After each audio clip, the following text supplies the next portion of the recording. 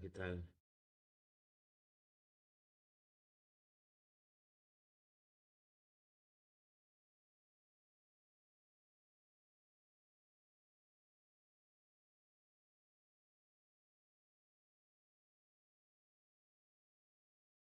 Bueno, vamos a esperar nada, 1 o 2 minutos más. No sé si alguien quiere hacer alguna pregunta mientras.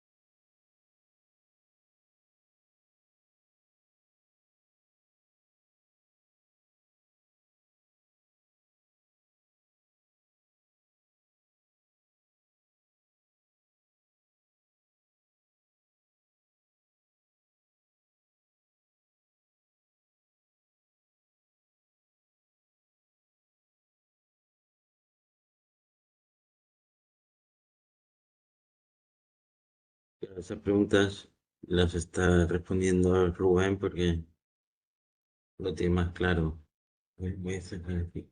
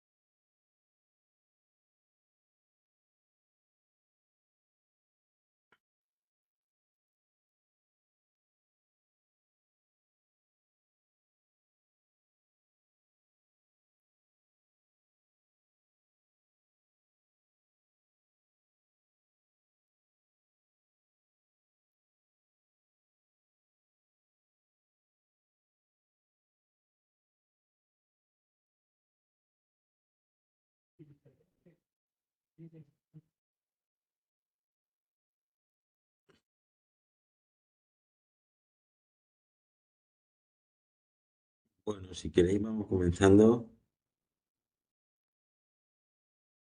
Si ya están resueltas esas dudas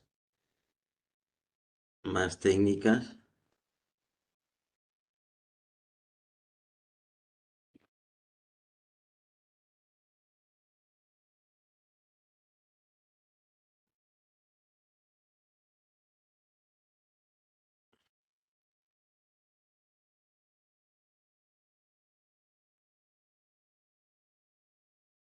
Bueno,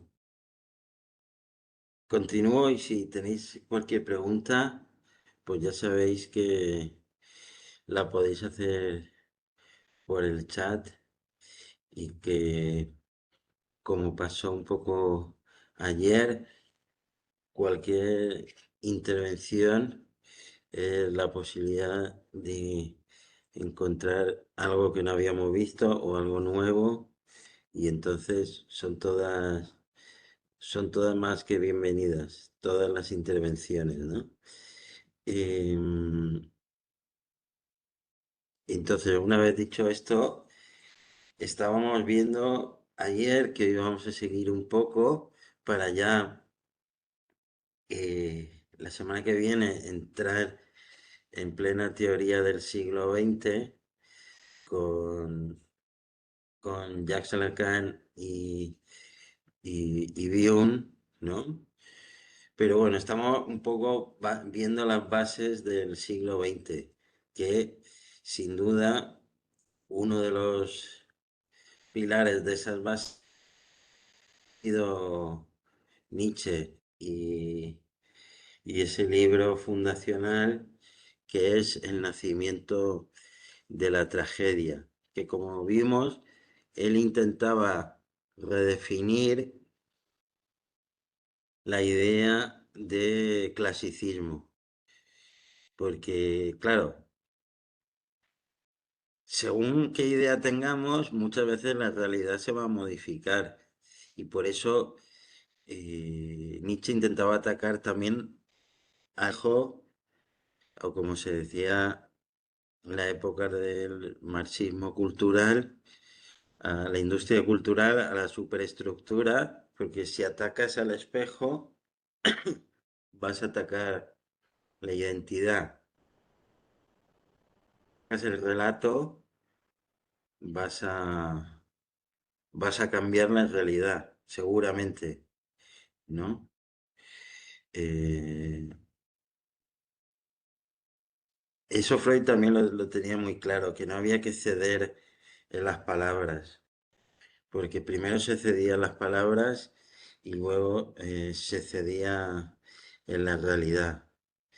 O sea que en un punto defender las palabras son muy importantes, porque implican un efecto en la realidad. Esto también lo veremos la semana que viene con Lacan, cuando él diga que la verdad tiene estructura de ficción. Es un dicho muy nietzscheano, ¿no? En realidad, Nietzsche dijo que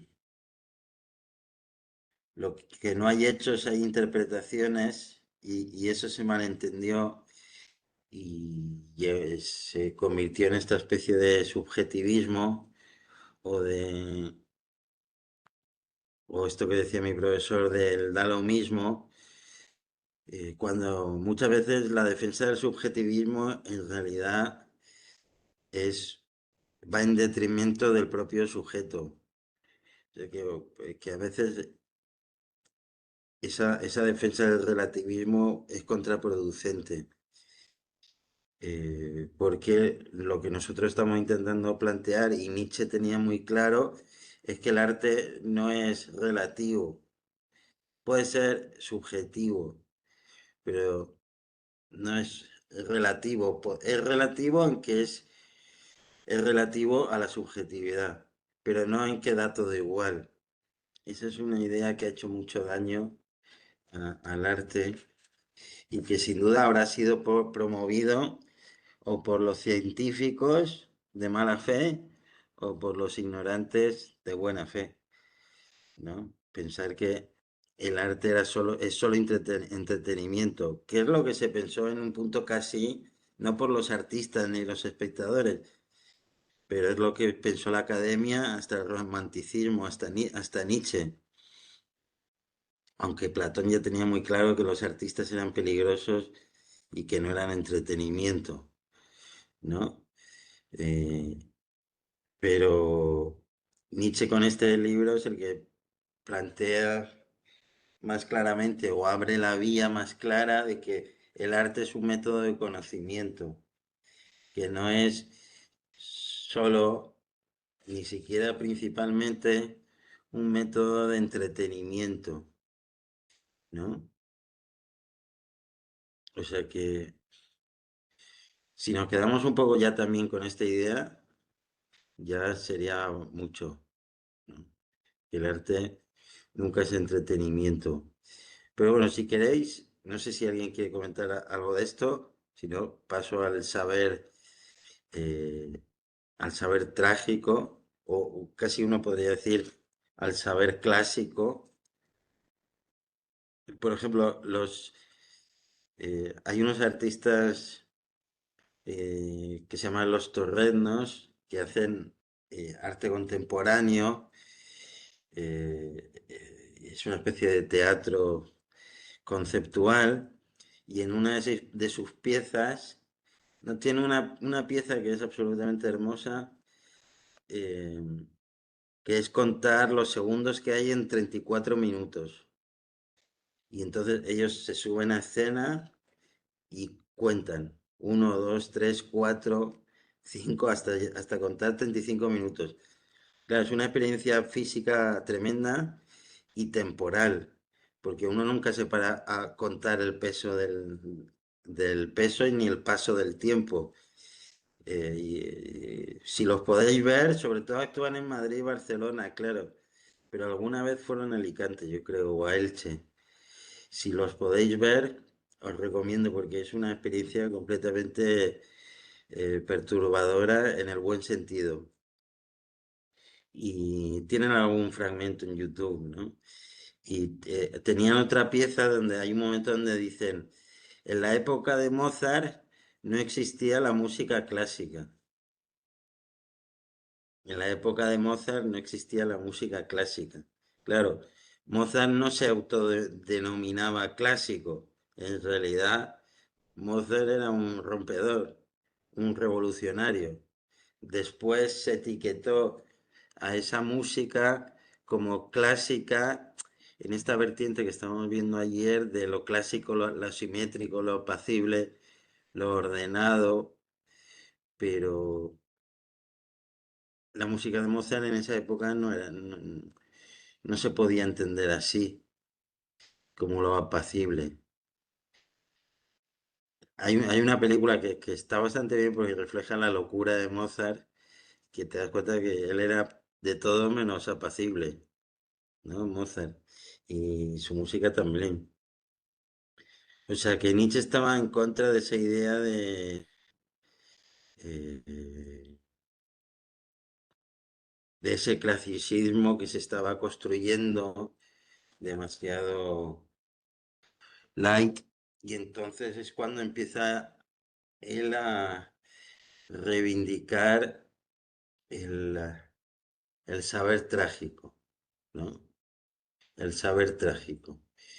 Y voy a poner eh, la cartela, o algunas cartelas sobre qué podrían entender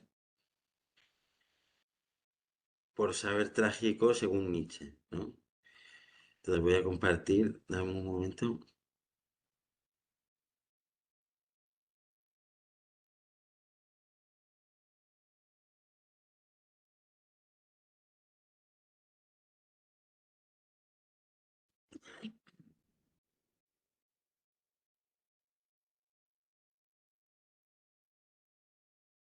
Bueno, eh, ¿qué sería, no, el saber trágico para Nietzsche? Bueno, esto es una frase, vamos a volver a esta frase después, pero, por ejemplo, el pensamiento trágico es la intuición de la unidad de todas las cosas y su afirmación consiguiente. Afirmación de la vida y la muerte, de la unidad y de la separación, ¿no? O sea que ahí ya se empieza a ver claramente que el saber trágico es esa extensión que vimos en la Oconte y que no está reducido a lo apacible, ¿no? Sino que vive en él la contradicción, ¿no? El dolor, la contradicción, la muerte, lo que, lo que no se puede resolver, ¿no? Em, lo que, lo que es superior en un punto a la razón, lo que la razón no puede terminar de resolver, ¿no? Por eso, un filósofo contemporáneo que era la cartela anterior va a decir, lo que hay de eterno en lo trágico depende del sinsentido cuyo nombre es el destino, ¿no? Que me parece una frase hermosa. Lo que hay de eterno en lo trágico depende del sinsentido cuyo nombre es el destino. Por lo tanto, en lo trágico o en lo clásico, nada que ver ese costado apacible, sino esa lucha por encontrarle un sentido al agujero, a la muerte, a las pérdidas, al conflicto. al dolor, básicamente, ¿no? Al dolor en un punto al dolor de estar vivos, ¿no? Eh, pero claro, ese saber trágico, pues Nietzsche no lo va a encontrar en la filosofía, porque precisamente la filosofía o las disciplinas científicas o humanísticas son las que van a tratar de eh, resolver, redimir, pacificar todas esas contradicciones o directamente expulsan las contradicciones, ¿no? Van a tratar de resolver el dolor, ¿no? En el sentido de hacerlo desaparecer, de borrarlo. Y ya vimos que lo trágico es precisamente lo contrario, ¿no? Eh, lo que trabaja desde el dolor y la contradicción. Por eso, no sé si alguno de vosotros, de ustedes, han ido, o a lo mejor hay algún psicólogo, ¿no? Y entonces se podrá enfadar conmigo, pero no sé si han ido alguna vez a un psicólogo o a un psicoanalista. Os hago esta pregunta personal, pero como no os veo, es un poco, ya no es tan personal. Pero tú vas mucho, pero ¿a qué vas? A Marina sí que ha dicho ambos, o sea, me interesa eso, a un psicólogo. Bueno, claro, tampoco quiero, voy a hablar más de la psicología, pero puedo estar completamente equivocado, ¿no? O sea que no tienes que creer para nada lo que yo voy a decir. Eh, Marina dice que ha ido a los dos, ¿no? Claro, mira, Silvana hace análisis lacaniano, o sea que podrá eh, corroborar o no lo que yo voy a decir. Por ejemplo, voy a ir a ejemplos muy concretos y luego a alguno más general.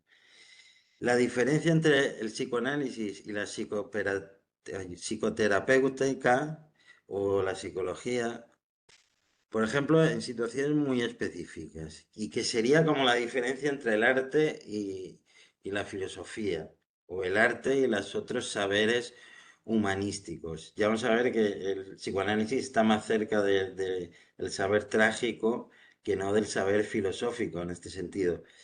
Eh, por ejemplo, con una fobia o con una adicción, lo normal es que un psicólogo intente borrarla, hacerla desaparecer, adaptar el sujeto, el yo, al mundo y que ya no tenga esa fobia y que ya no sea un adicto a lo que sea, al alcohol, a la cocaína, al teléfono, a lo que sea, ¿no? Lo normal es que el psicólogo opere como un filósofo, pero del siglo XX, que es intentar borrar eso que no funciona y adaptar el sujeto a la realidad. El psicoanálisis no va a partir así. Un psicoanalista nunca va a quitar de primeras, ni buscar quitar de primeras ni una fobia, ni una adicción. Nunca va a tratar de borrar eso de primeras, porque ese dolor, ese problema, ya sea la fobia o la adicción, están cumpliendo una función y por lo tanto no se pueden quitar así tan rápidamente, porque a lo mejor eso le servía de algún modo de sostén al sujeto. Por supuesto, depende del grado de adicción, ¿no? Aquí el cierto sentido común se aplica, no es lo mismo eh, ser adicto en un grado 20 que en un grado 90. Obviamente, si te tienen que internar, pues ya eso es lo primero, ¿no? Una internación. Pero si la adicción no tiene que ver con una internación o con un riesgo de muerte inminente, y si la fobia te permite salir de casa. Obviamente, si la fobia no te permite salir de casa, pues ya es un grado extremo, ya se trata de otro modo, pero así a primeras son dos acercamientos completamente opuestos, ¿no? Porque parten, exacto, porque el síntoma cumple una función. El malestar, lamentablemente, cumple una función. Y hay que buscar qué función está cumpliendo y dónde está y dar muchas vueltas. Para un psicólogo, pues eso no cumple una función, es un desperfecto y por lo tanto hay que borrarlo. Y hay que ayudar al sujeto a que borre ese desperfecto, así de primeras, ¿no? Bueno, pues esta metáfora entre la diferencia entre psicología y psicoanálisis es muy parecida entre filosofía y arte. Luego, obviamente, que cada uno puede elegir lo que más le convenga. Eso está muy bien. Eso no es discutible. Que cada uno, como no sé, como si se quiere como sé que está Antonio por aquí, como si se quiere hacer budista, está muy bien. Que cada uno, o alpinista, si eso le funciona, perfecto. O artista, si eso le funciona, perfecto. Que cada uno haga lo que mejor considere. Pero eso no estamos juzgando eso aquí, sino cómo funciona la filosofía, cómo funciona el arte. En un punto aquí un pequeño ejemplo de cómo funciona la psicología y cómo funciona el psicoanálisis, ¿no? Eh, por eso lo del saber trágico. Pensar que hasta el siglo XIX el arte no era un saber, el arte era pues una cosa rara que hacían unos locos y que a la gente le gustaba, pero no tenía ningún interés, ningún mérito, ¿no? Digamos por parte de la academia. Sí, no voy a entrar no voy a entrar en la diferencia entre psicoanálisis y psicología porque sería infinito. Obviamente, la psicología quiere el bien del sujeto. Eso no se pone en cuestión, no se pone en duda. Otra cosa es, tú puedes elegir leer a los estoicos y hacer un coaching estoico, que está muy bien, o puedes elegir leer a Freud y ir a un análisis lacaniano. Las dos cosas están muy bien, aunque son diferentes y cada uno intenta resolver el problema de un modo diferente. Sí, no, el saber trágico tiene mucho que ver con eso, que lo que dice Antonio ahí, porque tiene mucho que ver con la condición finita del hombre. O sea, eso es lo más terrible para eh, de ese saber. No borrar la condición finita, sino ponerla como materia de la obra. Y por lo tanto, ¿qué significa la condición?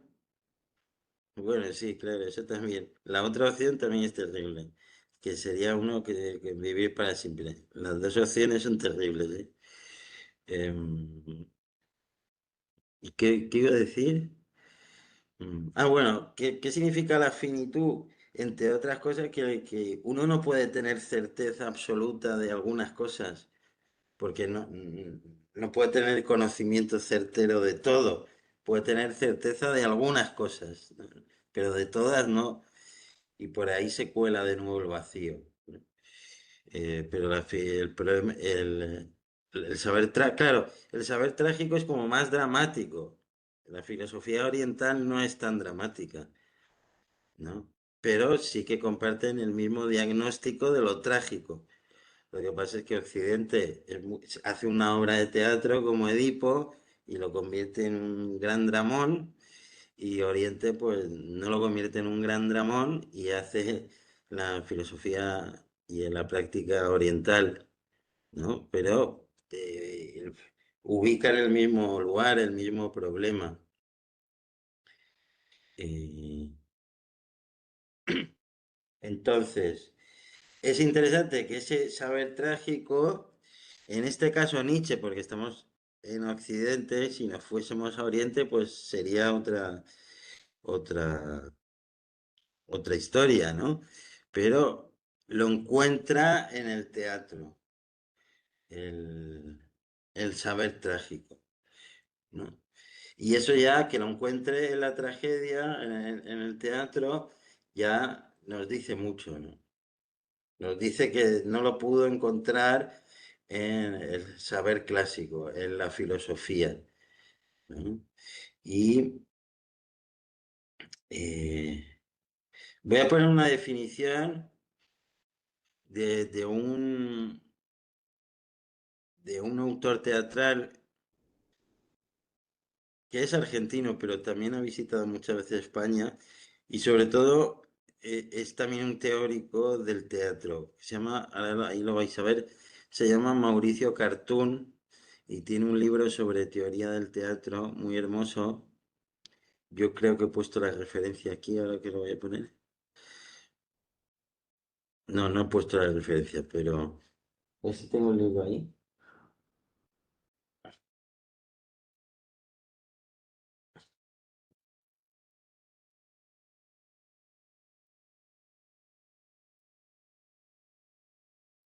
Bueno, no lo veo, pero luego lo busco para la semana que viene.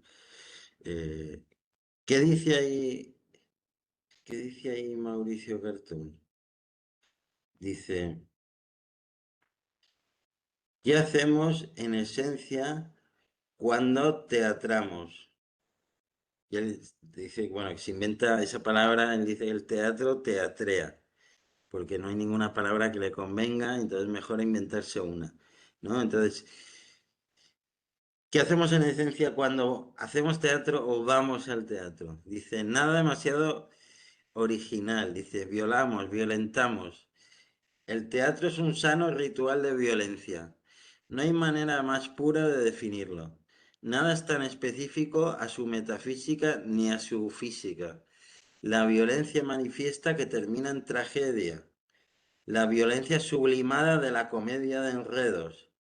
La violencia provoca acción, acción al hecho, y del hecho viene el hechizo.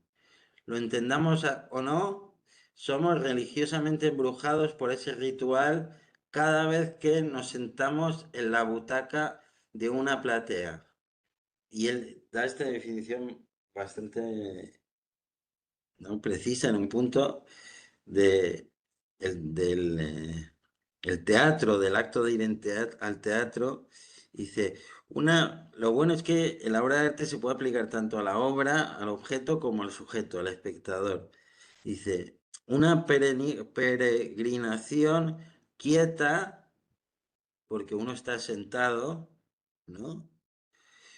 Que celebra el horror, ¿no? Es muy fuerte, ¿no? Tal y como él lo dice, lo plantea, ¿no? Dice, una peregrinación quieta que celebra el horror, ¿no? Em, bueno, como un gran cuadro clásico de la historia de la pintura, que es este de Goya, ¿no?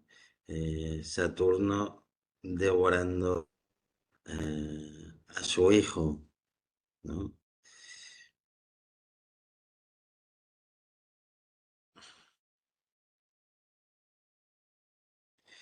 Pero sin embargo, si solo existiese ese costado de lo trágico en el arte, pues en un punto no habría arte, ¿no? O sea que, ¿cómo decirlo de otro modo? Em, en el arte todo eso trágico está velado, no está mostrado absolutamente directamente. Siempre hay un velamiento. Por supuesto, el arte contemporáneo va a quitar cada vez más los velos, ¿no? Hasta que casi eh, haga desaparecer la representación, ¿no? Pero lo normal, y esto es lo que le admiraba a Winkelmann, es que ese horror esté velado, ¿no? Que es lo que Winkelmann admiraba de el Laoconte, que a pesar de todos esos elementos trágicos, salvajes, contradictorios y mortíferos, el espectador sentía una especie eh, de armonía, de, de paz, ¿no? Y este sigue siendo uno de los gran misterios del arte, ¿no? ¿Cómo es posible que, de hecho, Kant, Kant se lo plantea en su crítica del juicio y va a decir, bueno,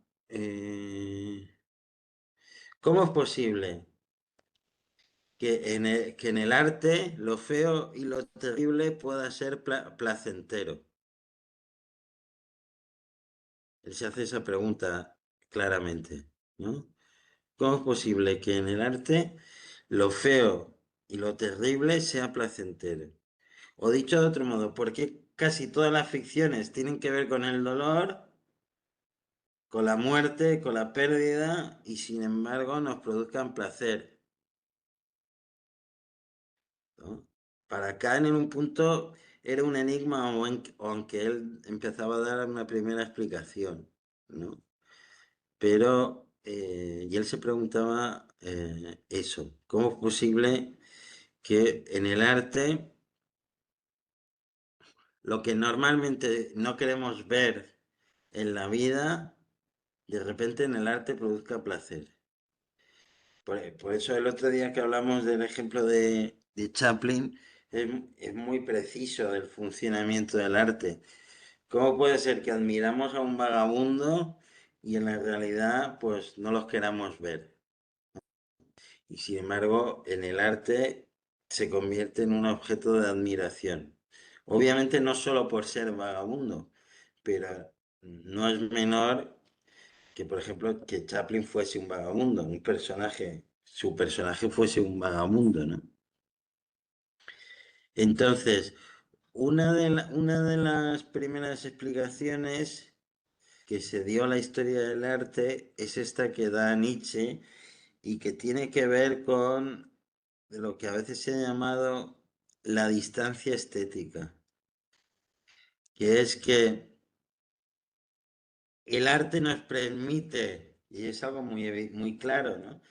Nos permite ver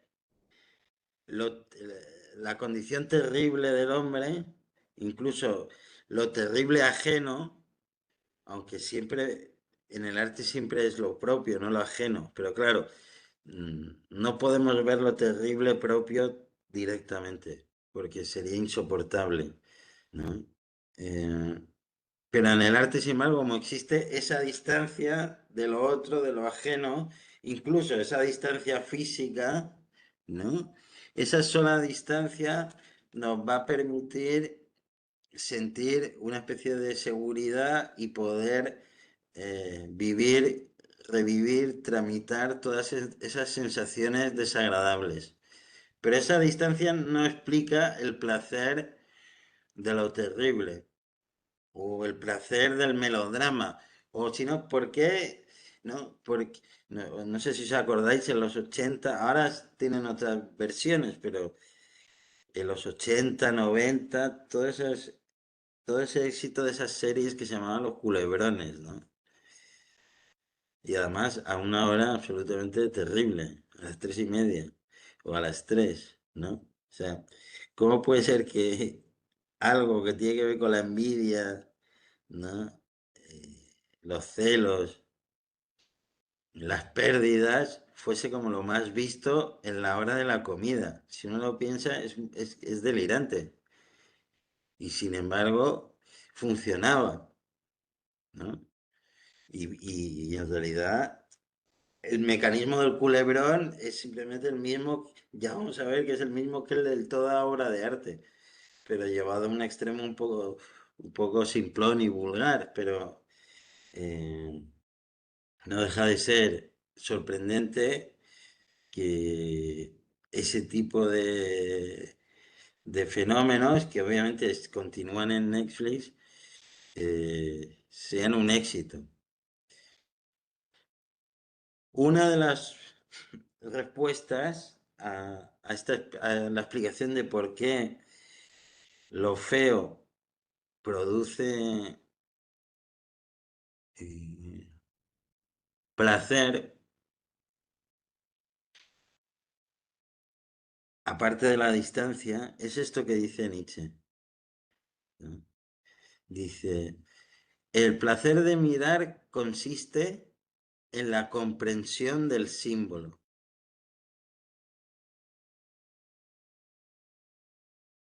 Vamos a desarrollar esta idea, ¿no?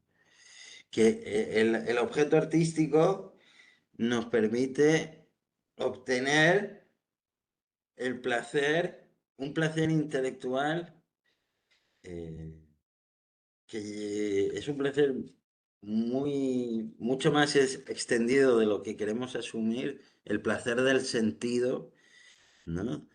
Nos permite obtener un placer al unir las piezas.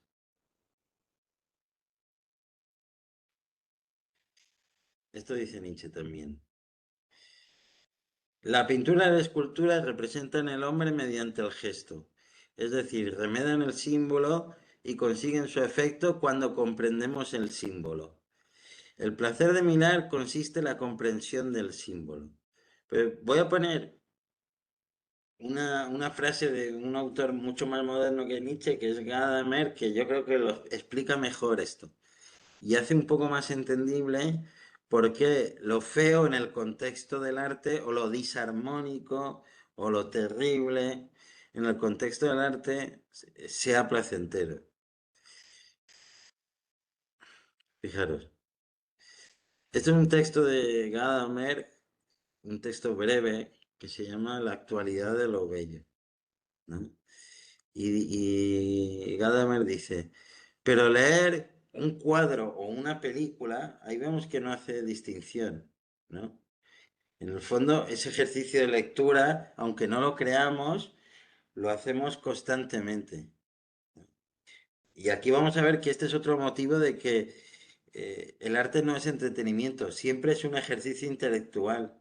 Lo que pasa es que parece que no estamos haciendo ese ejercicio. Eh, en el arte parece que solo estamos disfrutando, pero estamos haciendo un ejercicio. Dice, pero leer un cuadro o una película no consiste en deletrear y en pronunciar una palabra tras otra, sino qué significa, sobre todo, ejecutar permanentemente el movimiento hermenéutico que gobierna la expectativa del sentido del todo y que al final se cumple desde el individuo en la realización de sentido del todo. Vamos a leer otra vez frase por frase porque aunque parezca difícil, es muy fácil y si uno entiende esta frase, yo creo que puede entender todo, toda la historia del arte y toda obra de arte. No sé si alguien que antes de que empezamos a leer frase por frase quiere comentar algo.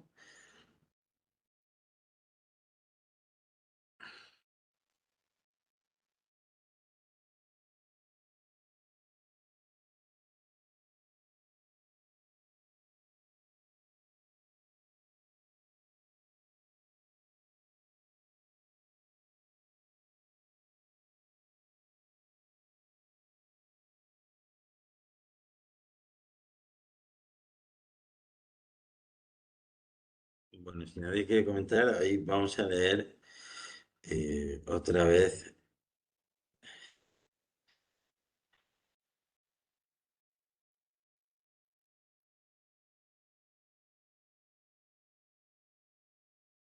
Vamos a leer otra vez esto.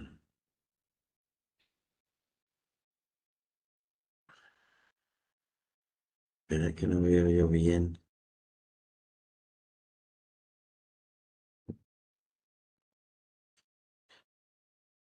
Dice Gadamer.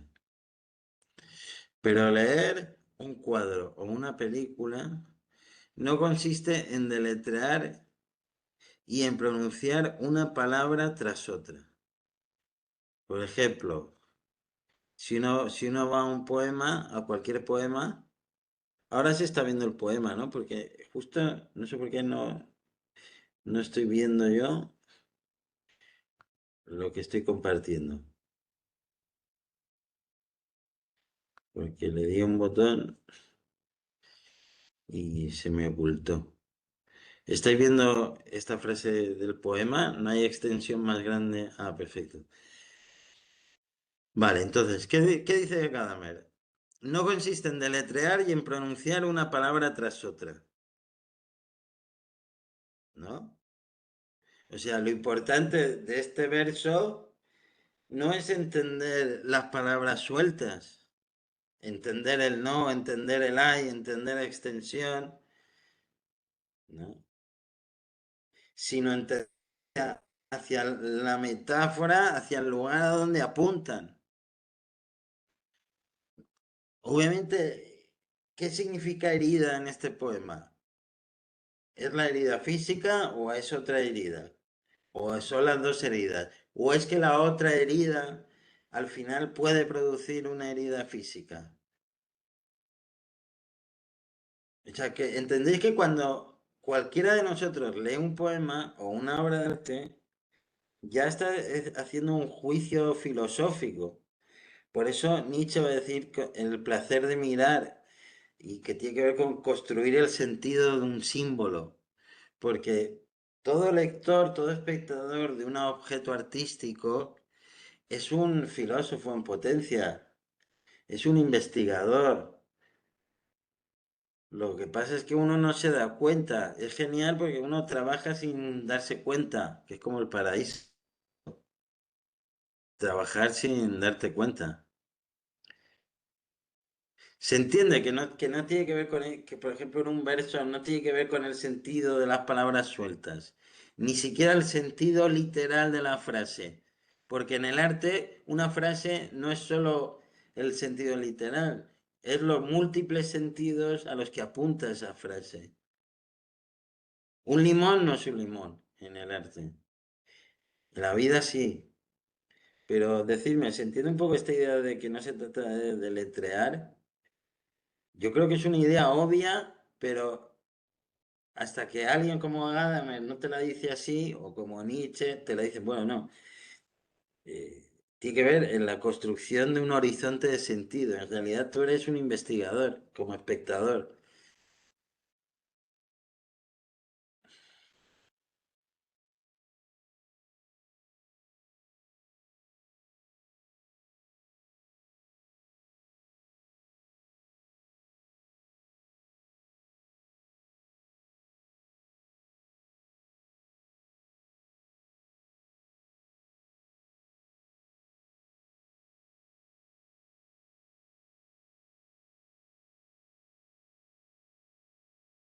Voy a leer,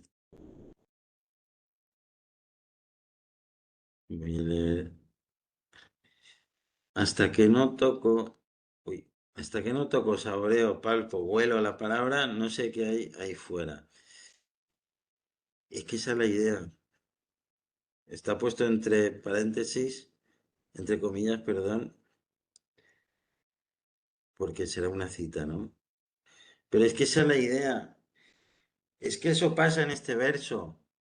Estás palpando qué será eso de que la extensión más grande, ¿no? No hay extensión más grande.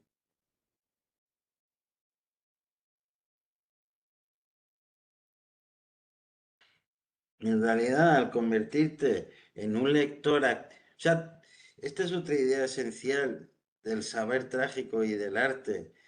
Todo lector, espectador es siempre activo. ¿Y por qué es activo? Es lo que hemos visto del agujero, el duelo, la pérdida.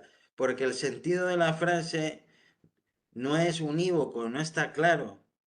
Y como no está claro 100% qué significa no hay extensión más grande que mi herida, uno inevitablemente, como no está claro, completamente el sentido, se pone a trabajar, en este caso, a imaginar, o lo podemos decir con palabras poéticas, a tocar, saborear el sentido de esa imagen, o a oler las palabras, no me importa la metáfora que usemos, porque no hay una buena forma de decirlo. Si estuviésemos en ciencia, sí, habría una buena forma de decirlo y no habría discusión.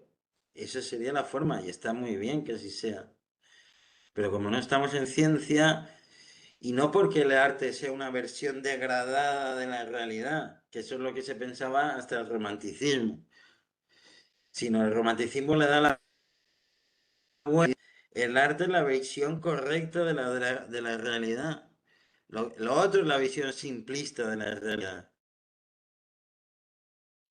¿no? Y de nuevo, igual. Y además no son incompatibles, dialogan entre sí, por supuesto. Por eso el arte no es la vida, afortunadamente. El arte es otra cosa que la vida, ¿no?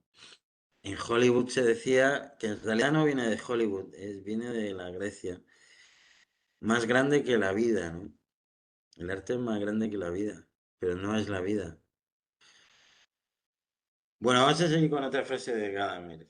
Vamos a leer este parrafito, porque yo os aseguro que si aplicáis este parrafito a toda obra de arte, lo vais a entender, vais a disfrutar más, lo vais a entender mejor. Entonces,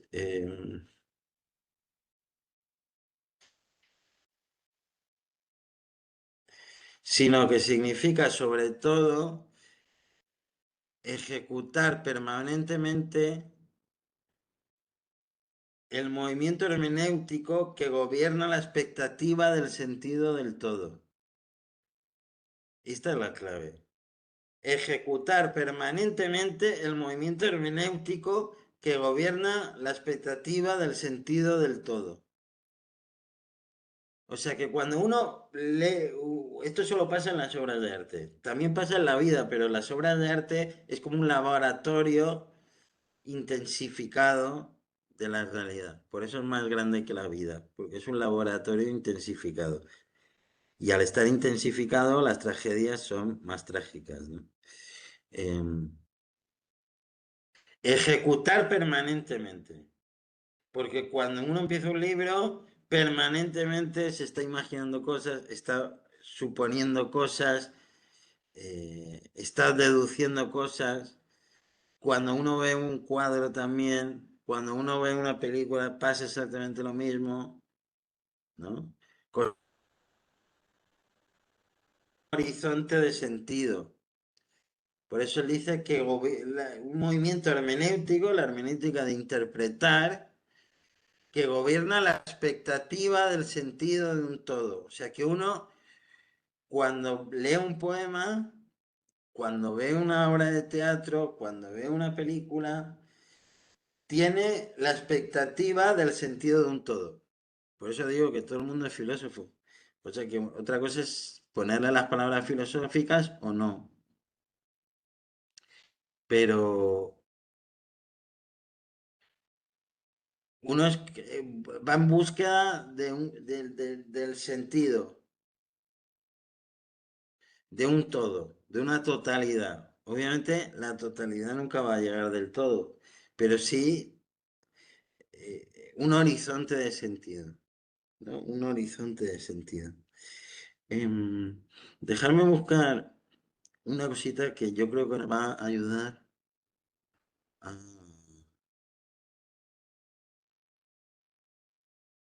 a entender un poco esta idea, ¿no?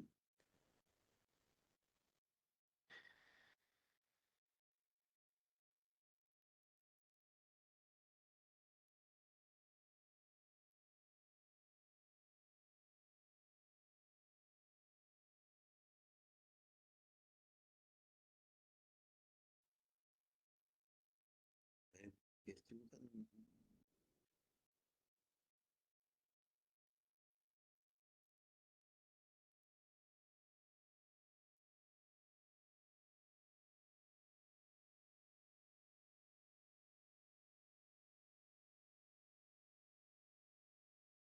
Estoy buscando el inicio de una película que os quiero poner, porque se ve muy claramente cómo somos lectores trágicos en búsqueda de un sentido perdido. Entonces, aquí está, de momento que lo voy a poner. Un segundito.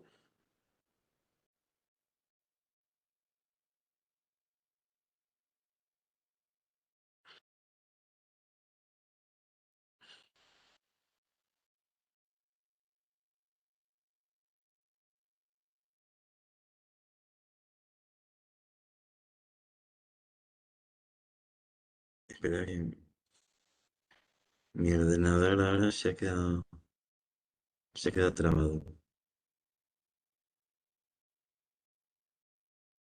Ahí está, lo he podido hacer. Entonces, es una película del 2017 que tuvo que fue estrenada en Cannes, pero me interesa que veamos el inicio porque ejemplifica muy bien este placer del símbolo del que habla, del que habla Nietzsche y el que explica también Gadamer.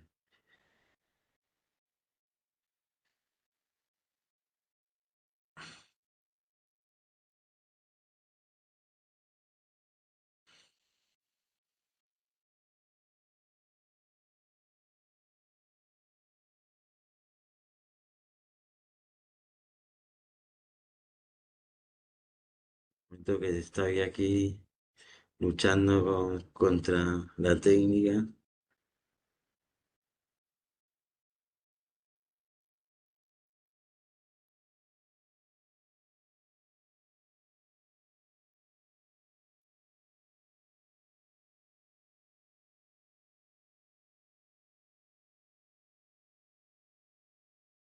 Aquí está. Ya digo, me interesa que veamos los primeros 4 minutos y que los veamos pensando en lo desagradable, lo feo, lo trágico, pero a la vez esta cosa del horizonte de sentido, ¿no? Y yo creo que nos va a aclarar muchos puntos. Y esto es un saber trágico. Lo trágico no solo está en lo evidente, ¿no? En la muerte literal, no de un personaje, sino lo trágico también está en otros lugares, que ahora los vamos a definir bien.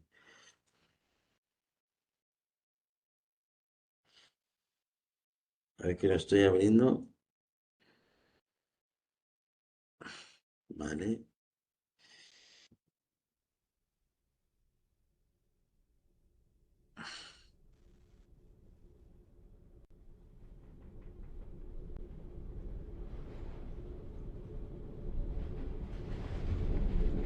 Un momento.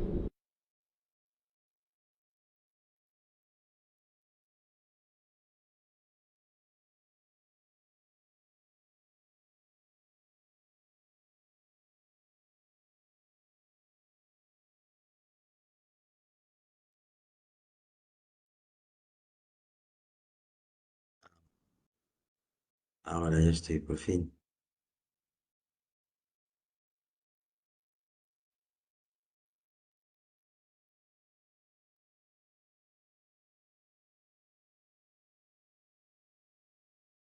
Ahora voy a primero leer lo de Antonio y después pongo el fragmento. Cuando codifico narrativas de participantes en busca de un sentido de lo escrito, ejecuto sistemáticamente, desesperadamente Sí, exacto. Es que es eso. Exacto. Es así.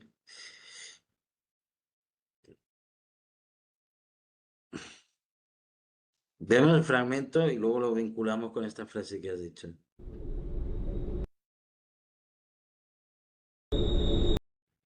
Hasta aquí. Y me interesaría si os parece, a ver,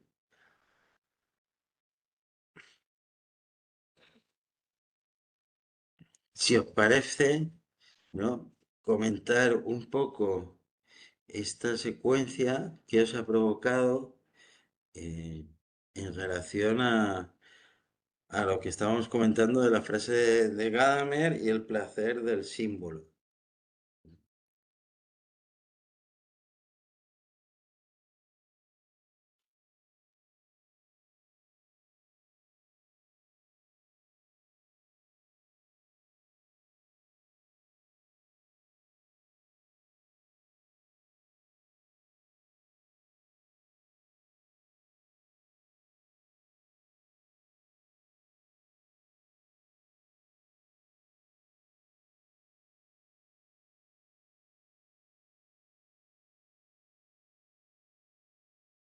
Os pregunto, ¿no os ha provocado constantemente la, la necesidad de entender lo que estaba pasando? Porque precisamente como en este caso es una mujer, la directora juega con el no entender, con el no saber, eso provoca un exceso de actividad desde nuestro lugar, una búsqueda por entender ese todo. Exacto, o sea, jugando con la incertidumbre y con la angustia, lo que se convoca, igual que en la poesía, es la necesidad de que eso se tape, ¿no? La necesidad de que la angustia y la incertidumbre se cierren. Y ahí viene nuestra búsqueda por el horizonte de sentido, por intentar cerrar lo que vemos a través de un sentido.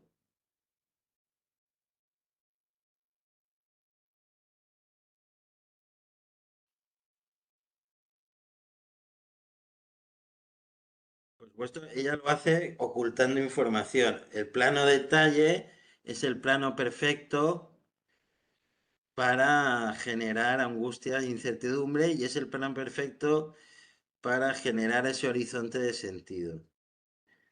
Porque, por ejemplo, vamos a hacer un experimento. Si yo diese toda la clase así, ¿no? Si yo diese toda la clase con un plano detalle, seguramente os preguntaríais por qué. Y sin embargo, si yo doy la clase así, no os preguntáis por qué. ¿Por qué yo doy la clase así? La película se llama, ahí te lo voy a poner en el chat. Tú nunca estuviste aquí. Está protagonizada por Joaquín Phoenix y es una especie de remake de Taxi Driver, como el Joker, que es un remake de Taxi Driver. Es una especie de búsqueda de la justicia y hay un hijo hay una hija que está perdida. Pero por ejemplo, uno intuye que hay una especie de crimen en esa escena. Lo deduce más que lo intuye. Pero no es capaz de cerrar el sentido. De ahí la angustia. No podemos terminar de cerrar el sentido de lo que vemos, ¿no? Entonces, ese placer del símbolo o del sentido que decía Nietzsche eh, se complica. Se apunta hacia él, pero se complica.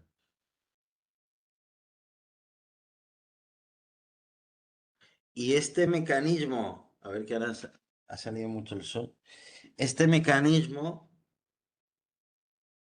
de horizonte de sentido, luchando contra lo que no tiene sentido, es el mecanismo de toda buena obra de arte, que es lo que decíamos en la primera clase del agujero, la falta, la ambigüedad de la obra de arte, ¿no? Que son manifestaciones, formas de convocar o llamar al duelo, a la pérdida, al agujero, la ambigüedad.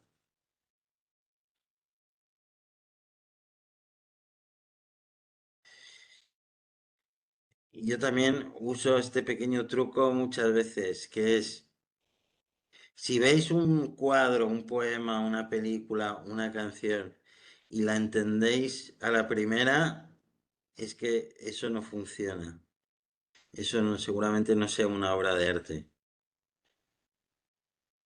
Porque la obra de arte nos empuja al ejercicio intelectual, al ejercicio intelectual.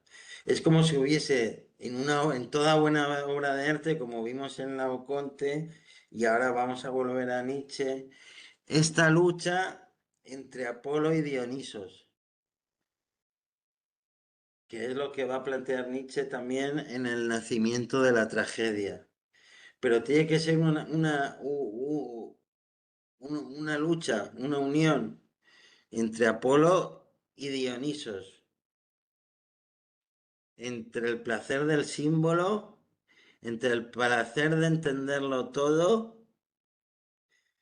Por ejemplo, en las películas, ¿no os ha pasado alguna vez que os preguntáis, bueno, pero ¿y qué significa esto? ¿Cómo ha acabado la película?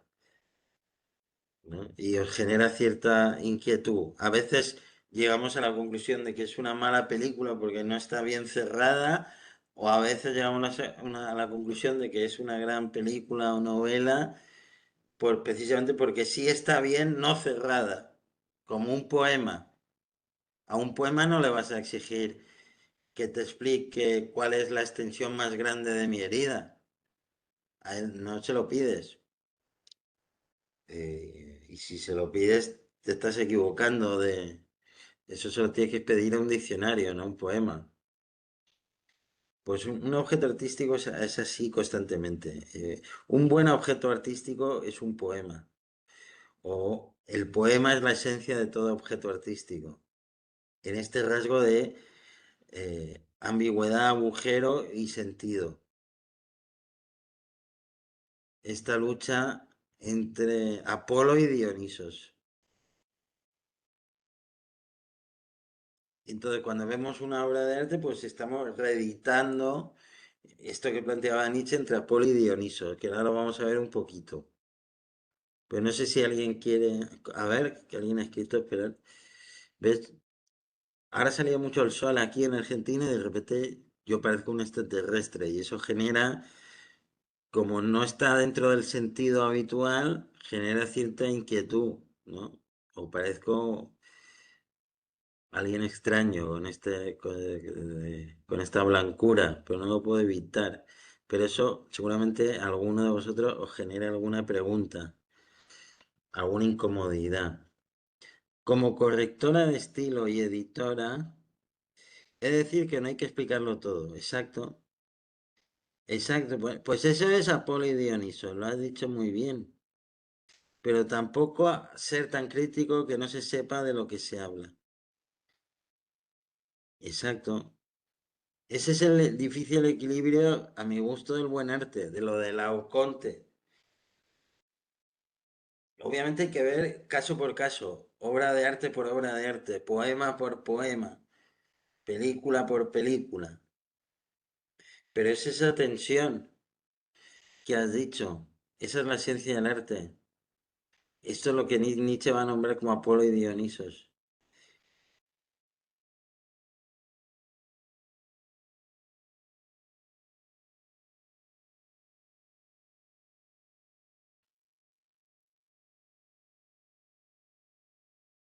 Por eso el arte de vanguardia, o ahora que has dicho la literatura, por ejemplo, yo qué sé, el Ulises, pero sobre todo el Finnegan's Wake de James Joyce, pues es un experimento, eso es ilegible, es algo extraño, no es lo normal, porque se va al otro extremo, ¿no? No es son casos extremos, como el arte contemporáneo a veces. El equilibrio ahí es más problemático,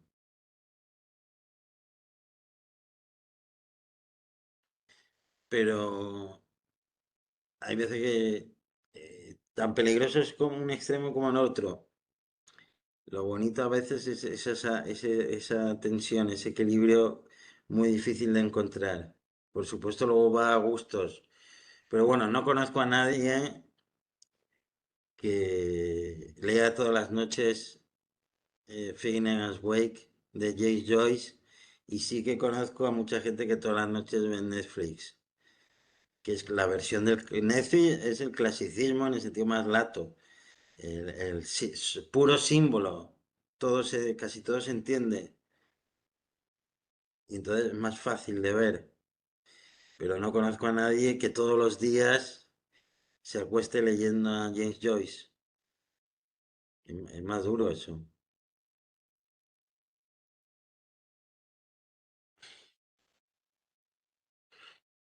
Voy a compartir pantalla un momento.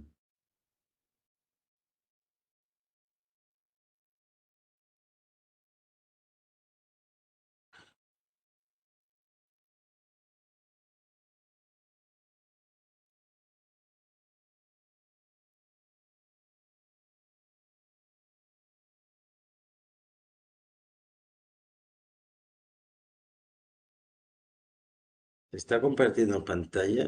Porque no tengo claro. No, aún no, ¿verdad? A ver ahora. Ahora creo que sí.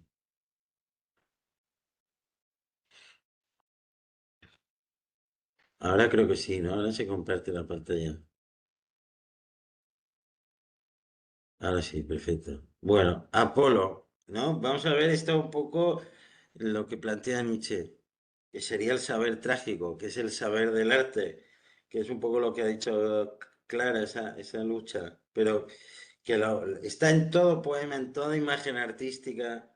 A mí me gusta también poner este ejemplo porque me parece muy claro.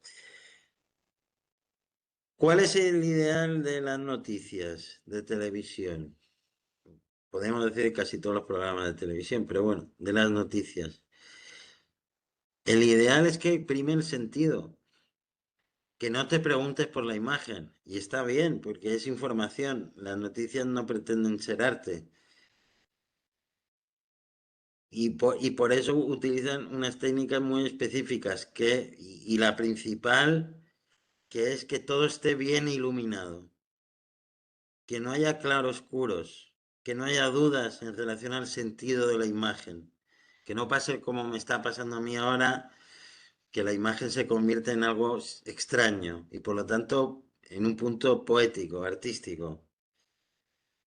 Eh,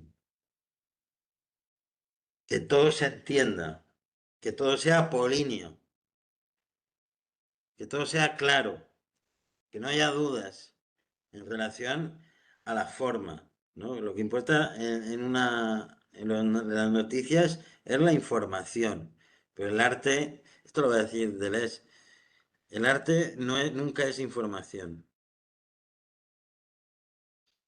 Bueno, Apolo, ¿no? En su versión clásica.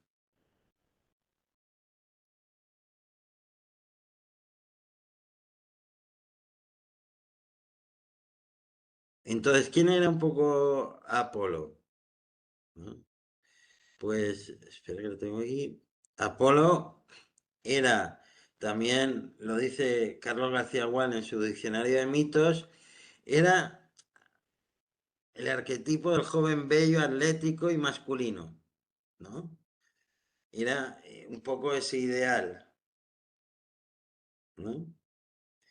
También es el patrón de la música y de las artes. También es el dios de la civilización. Es el dios de la claridad y de la forma dibujada en la luz diáfana. También se le adoró como al dios sol. Sin embargo, en muchas representaciones, como en esta que estáis viendo, se le presenta con un arco,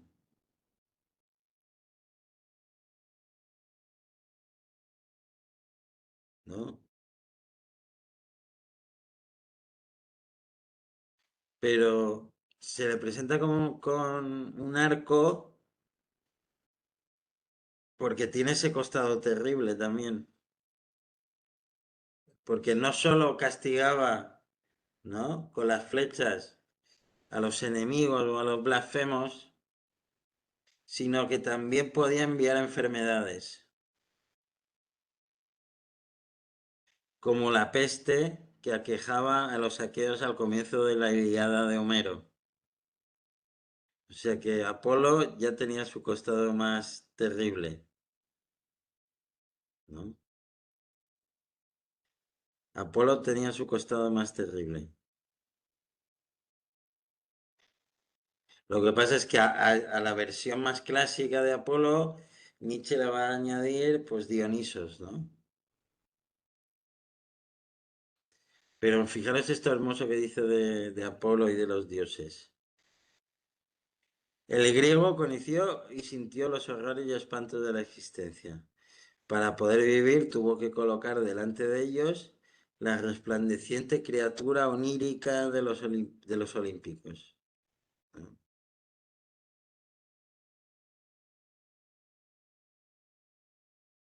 Dice, aquí nada recuerda la estética, la espiritualidad y el deber.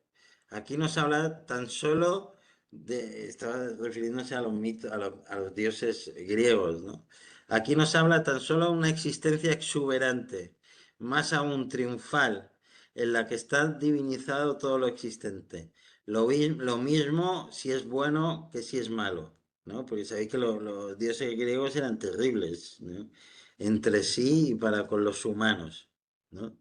Pero eso, Nietzsche está planteando que es una especie de esa invención de los dioses griegos, que eran dioses muy alegres, pero muy terribles a la vez, era una especie de sublimación de los problemas terrenales, ¿no?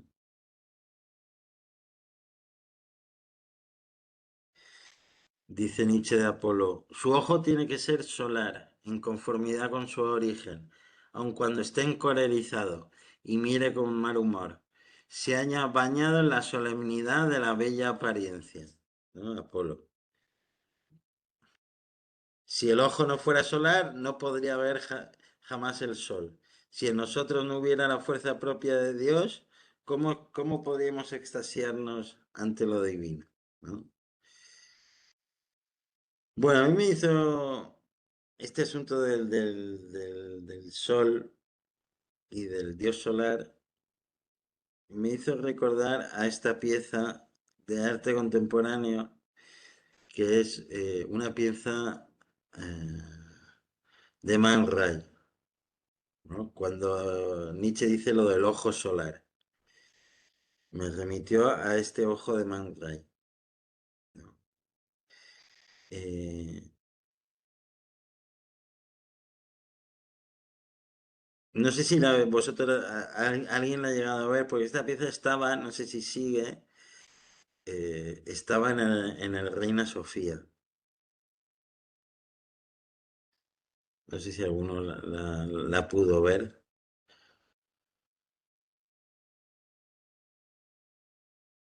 Pero bueno, más allá de que la haya podido ver en directo, eh, aquí de nuevo estamos en el otro extremo, en el extremo del que hablaba Clara, pero que remite, no hace desaparecer completamente el asunto del símbolo, ¿no? Porque lo importante de toda obra de arte es a qué horizonte de sentido nos remite, ¿no? Obviamente en mi caso, no sé qué os ha parecido, qué os parece a vosotros, en mi caso, algo extraño de lo divino me remite. Ese ojo vinculado al tiempo, porque es un metrónomo, ¿no? Y en la pieza en la realidad se mueve ese ojo, ¿no? Pero a la vez, ¿qué es? No lo sé, es el tiempo que te mira, ¿no? Puede ser una interpretación. El tiempo que nos mira, como los dioses que nos miraban.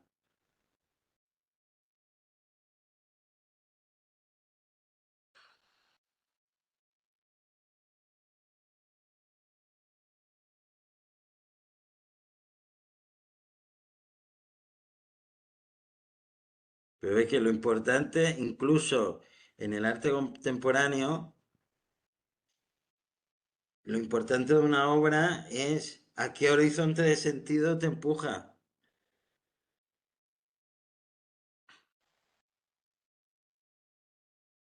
Hay veces que es tan críptico que no te empuja a ningún horizonte de sentido, ¿no?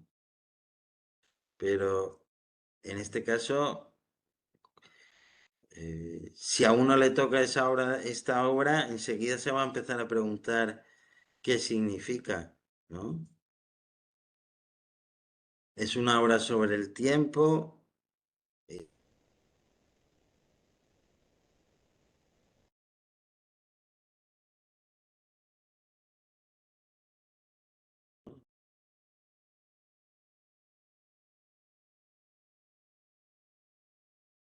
y de ahí el placer del símbolo, el placer de una obra también está, y muchas veces principalmente en ese horizonte de sentido, en esa búsqueda.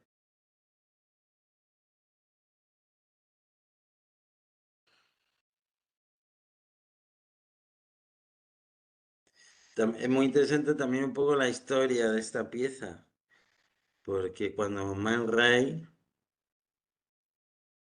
le dejó su pareja, antes era un ojo anónimo y de repente puso el ojo de su pareja ahí, ¿no? Algo del duelo tiene que ver con esta pieza también. No sabemos por qué la puso ahí, pero podemos. Lo importante no es por qué Man Ray eh, puso ese ojo ahí, sino qué nos provoca a nosotros ese ojo en ese metrónomo gigante, además, como una especie de escultura griega o escultura del siglo XX. Inquietud, hay algo de la inquietud sin duda. El arte de contemporáneo, como vimos en esta película o en esta obra, tiene algo siempre de la inquietud, que es una categoría, la inquietud no, pero lo siniestro es una categoría muy freudiana. Casi todo el arte del siglo moderno es siniestro. ¿Qué significa siniestro, entre otras muchas cosas? Que lo que parecía obvio se convierte en extraño. Que lo familiar de repente ya no es tanto, que el tiempo, que a veces es neutro, de repente adquiere un peso que es que el tiempo me mira.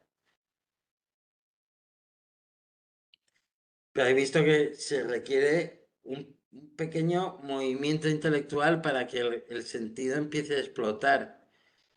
En las obras más clásicas o en las películas clásicas, la mayoría de veces el sentido te lo dan, el trabajo es un poco menor. En el arte de vanguardia requiere más trabajo, pero siempre hay trabajo por parte del espectador. Lo que pasa es que a veces requiere mucho trabajo porque el enigma, lo trágico, es muy grande y a veces requiere mucho menos trabajo, pero siempre hay un trabajo.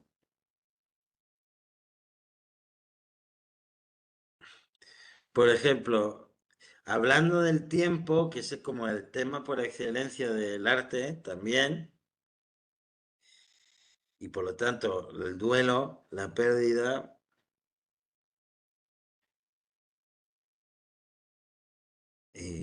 Hay una obra de arte contemporáneo también que me parece que me gusta mucho, lo voy a poner,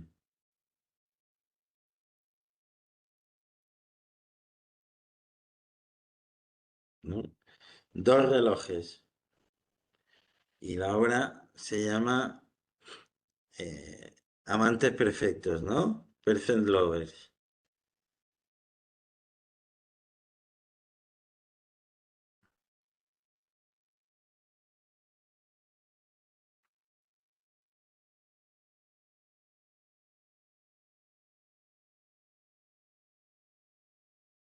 ¿no?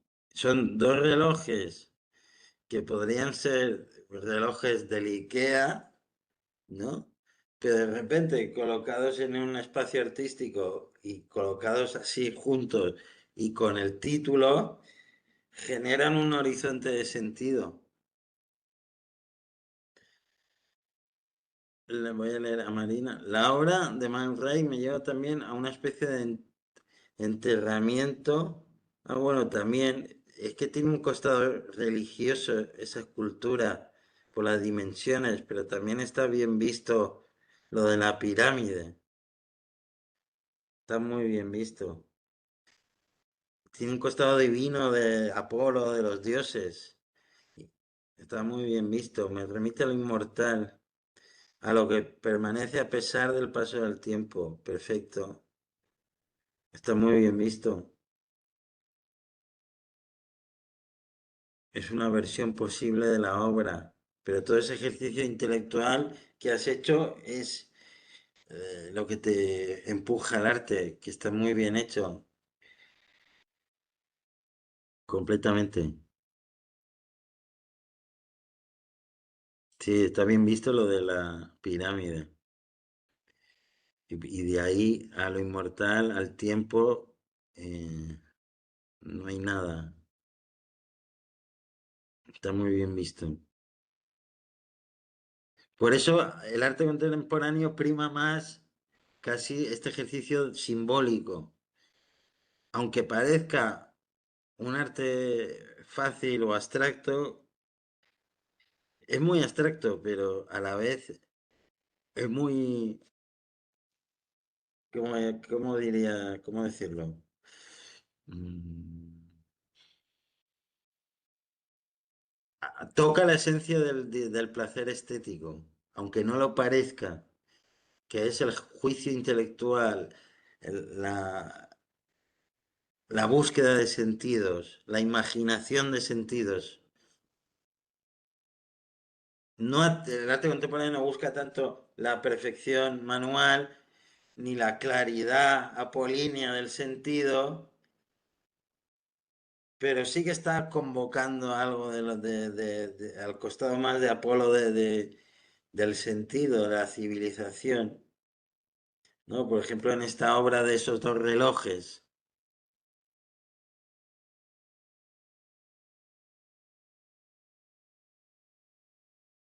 que podrá estar, ¿no? En realidad no importa lo que esté queriendo decir exactamente la obra, ¿no? Que la obra sea tal, no. Lo que importa es lo que ha hecho Marina y lo que importa es lo que podamos pensar, por ejemplo, sobre esta obra, ¿no? ¿Qué horizonte de sentido está generando la obra? Y no olvidemos, y ahí está lo trágico, lo esencial, es que el horizonte de sentido no se puede cerrar, no es único. Ahí está lo verdaderamente trágico. Por supuesto, también estaría lo trágico en que esta obra hable sobre el tiempo y el tiempo, de un modo u otro, inevitablemente va a acabar en la muerte. Y por lo tanto, esta obra quizás esté hablando de la muerte. Quizás esté hablando de la monotonía del capitalismo. Quizás esté hablando del amor. ¿Por qué dos relojes? ¿Por qué marcan la misma hora? ¿Por qué se llaman los amantes perfectos?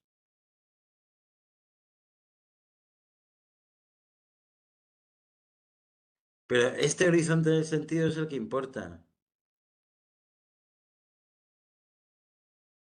Es el que hace el arte un método de conocimiento.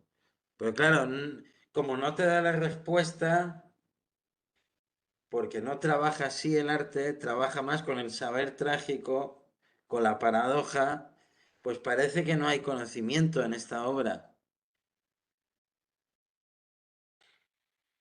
Pero hay un conocimiento. Se entiende un poco la idea.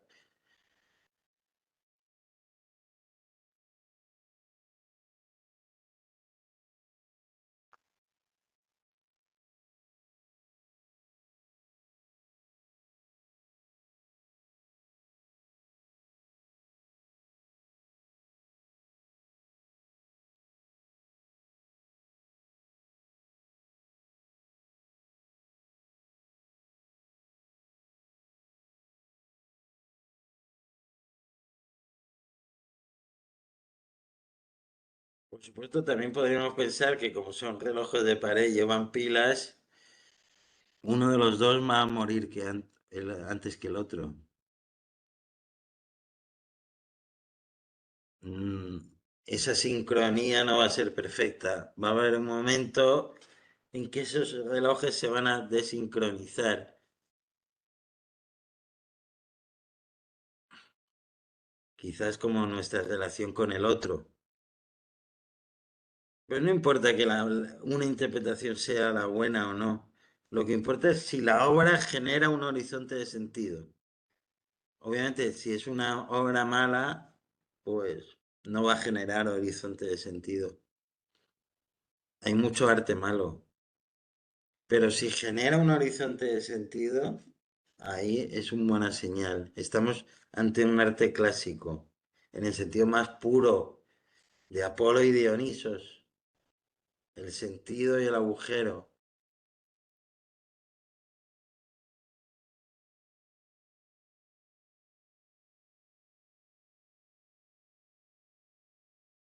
¿no? Esto dice Nietzsche de Apolo.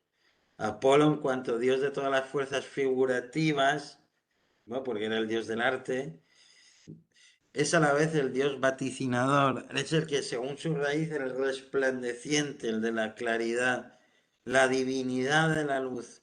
Domina también la bella apariencia del mundo interno de la fantasía.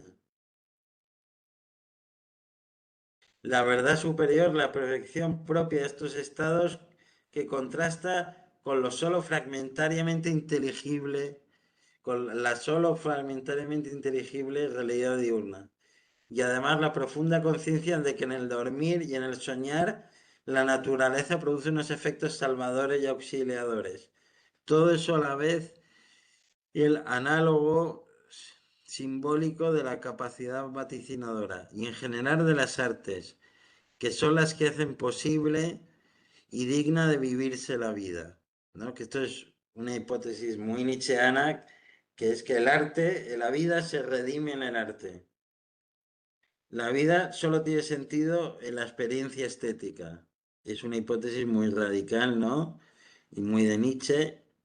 Pero él dice, bueno, la verdad de la vida está en el arte, no en la vida. Porque el arte es capaz de reflejar las esencias de la vida, que son estas paradojas. Y por lo tanto la vida solo tiene sentido en esta experiencia estética. Ya os digo, uno puede estar de acuerdo o no, por supuesto, pero es interesante ver los planteamientos, que esta es una de las más famosas de Nietzsche.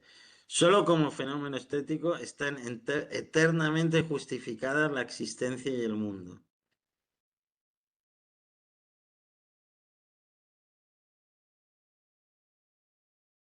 Bueno, hay algo ahí también que lo vamos a ver la semana que viene con Freud y con Lacan, de que el arte es como una especie de remedio, de catarsis de lo que no funciona en la vida. ¿No? Por eso Nietzsche va a decir solo como fenómeno estético, porque la vida está llena de dolor, de muerte, de contradicción, de paradojas, de miserias, y sin embargo, en el arte esas miserias se contienen, y el buen arte es el que no las borra, pero las mantiene ahí en tensión.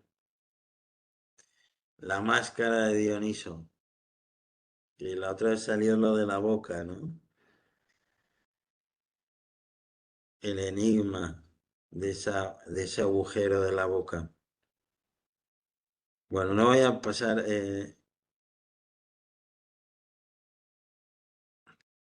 Claro, que esto es lo que plantea Nietzsche, que en realidad es un pesimismo alegre, un pesimismo de la vida, no es un pesimismo eh, triste, valga la paradoja.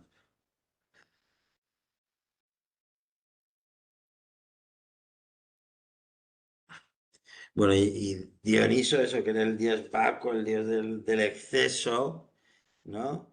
De la embriaguez, ¿no? Del fragmento en un punto de lo que no encaja. Por eso en el arte tiene que ser Apolo y Dionisos, juntos, ni uno ni otro. ¿Ves? Mucho es lo que habremos ganado para la ciencia estética cuando hayamos llegado no solo a la intelección lógica, sino a la seguridad inmediata de la intuición de que el desarrollo del arte está ligado a la duplicidad de lo apolíneo y lo dionisíaco. El arte del escultor, arte apolíneo, y el arte no escultórico de la música, que es el arte de Dioniso, ese apareamiento, que es la tragedia, ese apareamiento acaban engendrando la obra de arte a la vez dionisiaca y apolínea de la tragedia ática, ¿no? De la tragedia clásica. Dice, bueno, cuando se une, es verdad que el arte como el cine son, perdón, el teatro como el cine son varias artes a la vez, ¿no? Cuando, cuando surge la tragedia clásica es porque en la unión perfecta entre Apolo y Dionisos, entre un arte muy clásico y un arte dionisiaco más fuera del sentido, como la música, ¿no? Que puede ser más vinculado al exceso y a la fiesta y al fuera de sentido. Bueno, esta es la hipótesis de...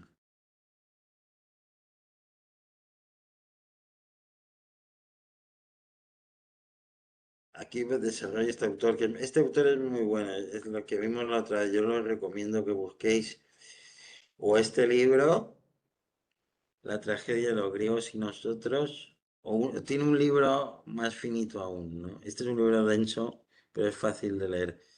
Si no, tiene un libro muy finito que se llama Modernidad y Tragedia, que es muy hermoso, que es muy hermoso. Bueno, y para terminar con esto nietzscheano, y ya la semana que viene vamos a ir más de lleno a Freud y a Lacan primero, e intentar explicar las raíces psicológicas de esa satisfacción del arte, ¿no? ¿Cómo puede ser que el arte trabaje con la pérdida y hay ahí, y con lo desagradable, y hay ahí una satisfacción, y a la vez, como en el corazón, que ya no lo hemos ido viendo, pero como en el corazón del arte está esa pérdida, está esa huella, ese vacío. Ya hemos visto que la ambigüedad es una de las mejores metáforas de la pérdida. Porque como no sabemos lo que quiere decir del todo,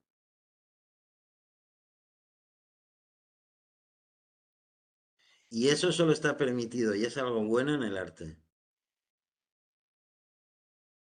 Entonces, voy a poner ahora el inicio de otra película, que sin duda por mi pasión clásica es como fue durante mucho tiempo eh, mi película favorita, ¿no?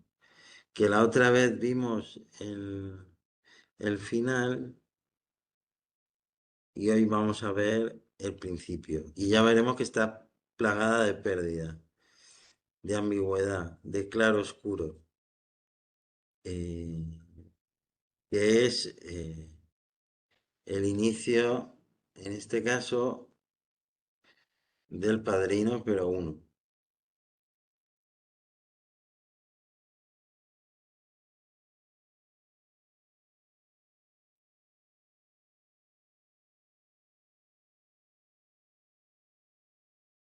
Un momento.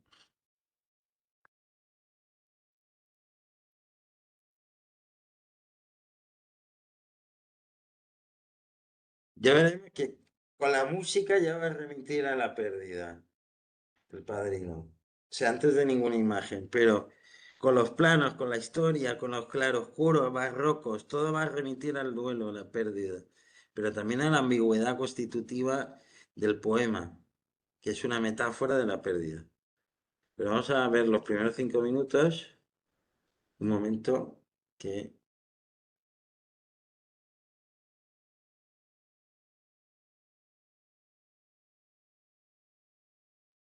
comparta.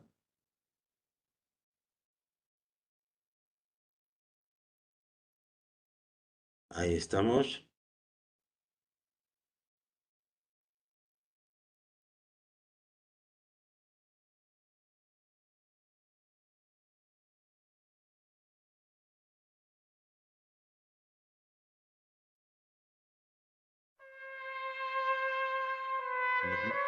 La música mítica ya nos remite a algo perdido.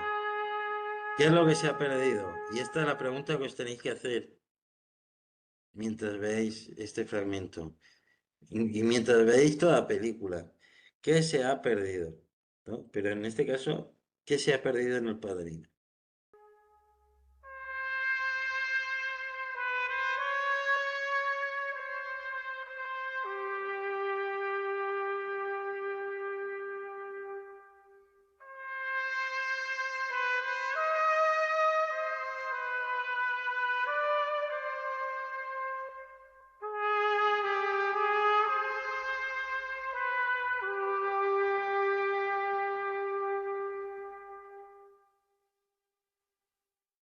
I believe in America. America has made my fortune. And I raised my daughter in the American fashion. I gave her freedom, but I taught her never to dishonor her family. She found a boyfriend, not an Italian. She went to the movies with him. She stayed out late. I didn't protest.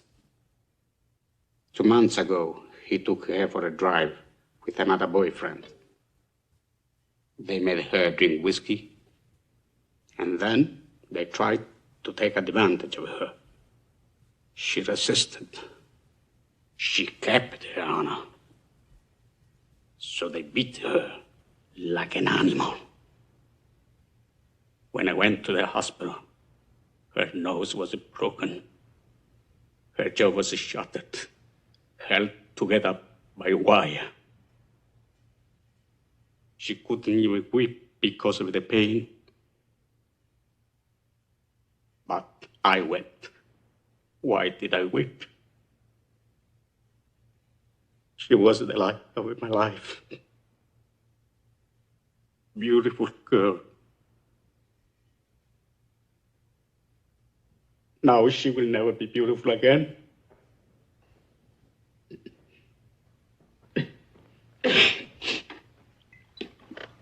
Sorry.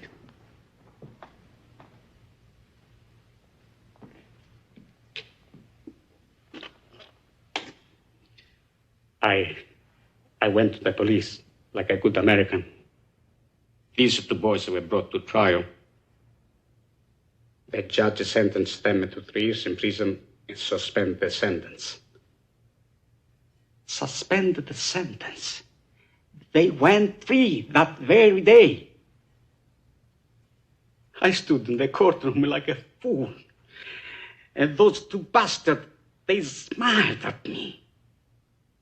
Then I said to my wife, for justice, we must go to Don Corleone.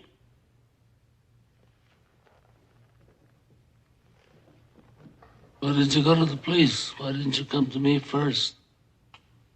What do you want of me? Tell me anything, but do what I beg you to do. What is that?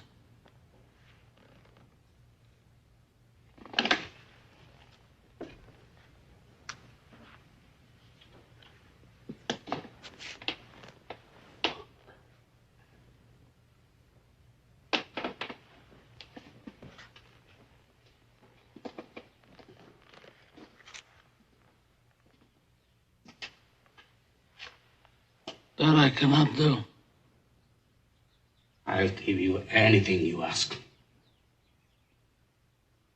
We've known each other many years, but this is the first time you ever came to me for counsel, for help.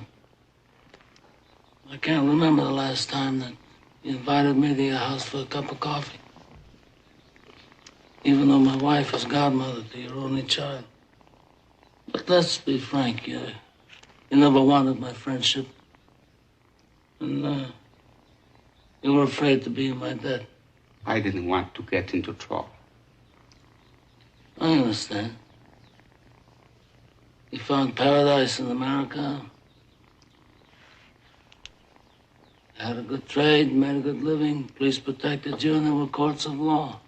And you didn't need a friend like me. But now you come to me and you say, Don Corleone, give me justice. But you don't ask with respect. You don't offer friendship. You don't even think to call me Godfather. Instead, you come into my house on the day my daughter's to be married and you ask me to do murder for money. I ask you for justice. That is not justice. Your daughter is still alive. Let him suffer then. As she suffers. Bueno, hasta aquí. Entonces, ¿qué se ha perdido en El Padrino? Muchas cosas, ¿no? En el sentido más literal de la historia, se ha perdido una hija, o al menos la belleza de una hija. La hija ha perdido la felicidad. Pero también el padre ha perdido la confianza en América, y esta frase es central para El Padrino. I believe in America. La película empieza por un duelo por la idea de una América más humana. El Padrino es una película sobre el capitalismo, ¿no? Por eso es esencial que diga I believe in America, porque la película es todo un duelo por ese ideal de la posibilidad de que Norteamérica hubiese sido una tierra más humanista.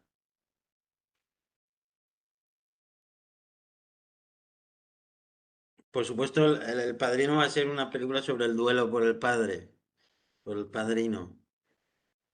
Pero eso solo a nivel del sentido. A nivel de la forma, la pérdida se manifiesta en la ambigüedad. No os imagináis un telediario firmado con estos claros oscuros, ¿no? Porque el negro es como la metáfora perfecta del vacío del sentido y por lo tanto de la multiplicidad de sentidos.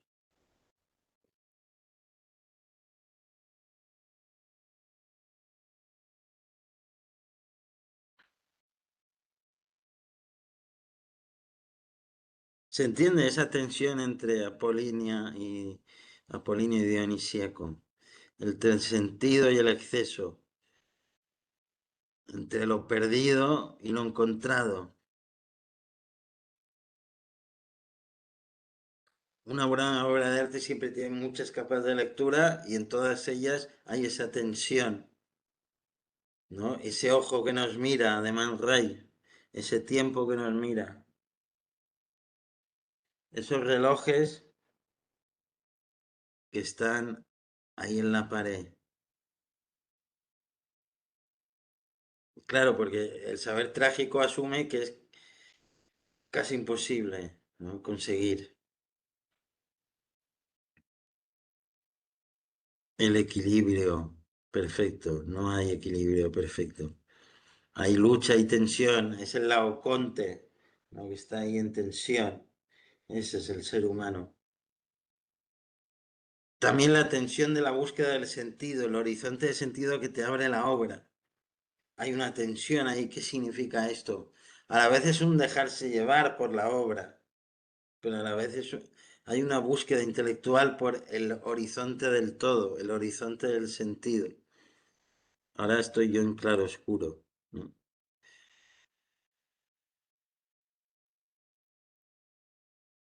Pero para que vayáis viendo que la pérdida, el agujero, es el motor mismo de toda pieza de arte. Que se puede manifestar en el tema, ¿no? Ha perdido una hija, se ha perdido la idea de un país, La música melancólica ya anuncia la pérdida de algo en El Padrino. Pero la semana que viene vamos a ver con Freud y Lacan cómo eso es la esencia del arte. Aunque ya lo estamos viendo, lo estamos intuyendo.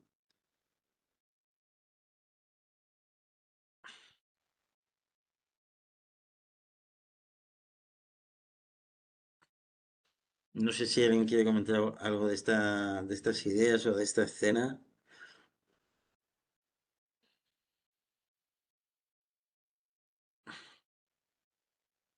Por eso la belleza y el duelo van unidas siempre,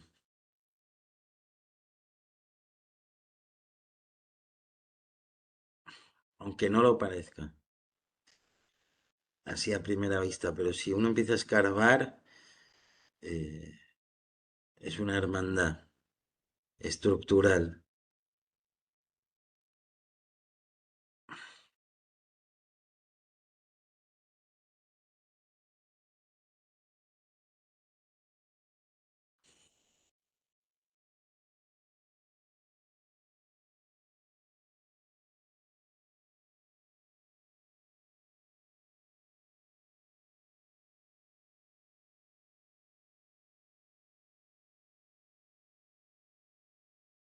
Y la alegría está en el placer del símbolo, en la posibilidad de encontrar un horizonte de sentido, a pesar de que el tema sea trágico.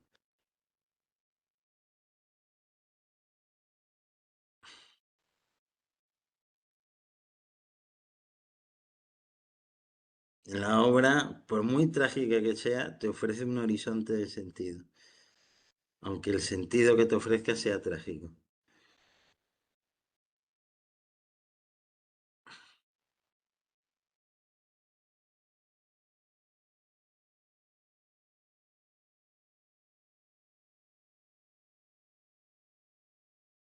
Estoy completamente en claroscuro, me di cuenta. Es como ha habido una comunión entre el padrino y la luz de la realidad.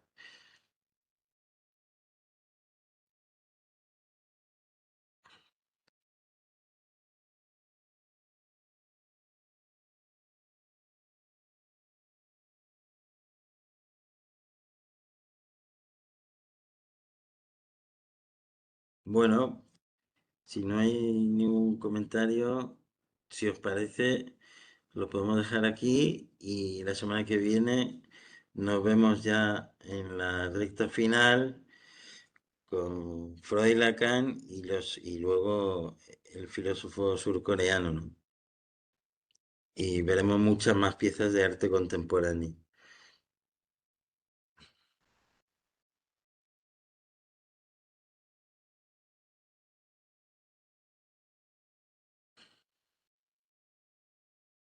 Bueno, pues nada, hasta la próxima, hasta la semana que viene y que vaya muy bien. Y bueno, ya sabéis que siempre os podéis agarrar en el arte.